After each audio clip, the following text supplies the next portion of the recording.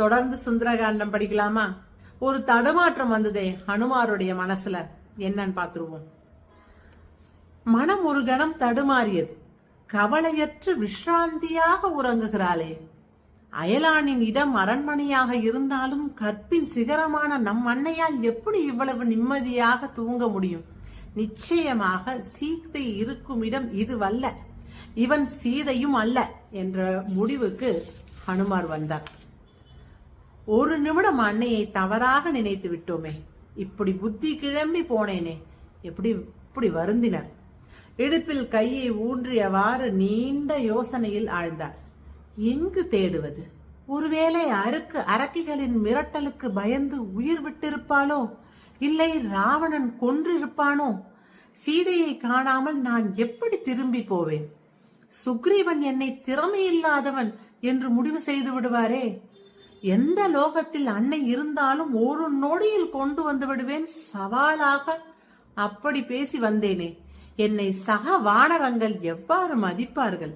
சீதை இலங்கையில் தான் இருக்கிறாள் என்று சுட்டிக்காட்டிய சம்பாதியின் வார்த்தை பொய்யாகுமா? எவ்வளவு பெரிய பொறுப்பு எனக்கு இருக்கிறது. இதை எப்படி நிறைவேற்றப் போகிறேன்? ஒரு வழியும் புறப்படவில்லையே. நாம் புறப்பட்டு வந்தது ராம காரியத்திற்கல்லவா? அது எப்படி நிறைவேறாமல் இருக்கும்?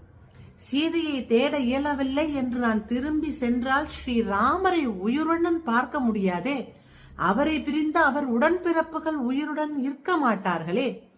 சுக்ரீவனும் நண்பரை பிரிந்து ஒரு நொடியும் உயிர் தரிக்க மாட்டானே.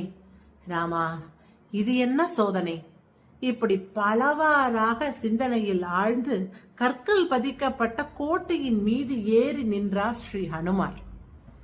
காரிய சித்திக்காக இஷ்ட தெய்வங்களையும் பெற்றோர்களையும் கண்மூடி சிறிது நேரம் தியானித்தார். சிறிது மனம் ஆசுவாசப்பட்ட பின் இடுப்பில் கை வைத்தவாறு நாலா புறமும் நோக்கமிட்டார். அப்போது அவர் கண்ணில் என்ன பட்டதுன்னு பாப்போமா? உயர்ந்த அசோக மரங்கள் அடர்ந்த சோலை கண்ணில் பட்டது. மனதில் ஏதோ ஒரு உத்வேகம் ஏற்பட்ட நிலையில் வேகத்தை கூட்டினார். எவ்வளவு அழகான சோலை இது!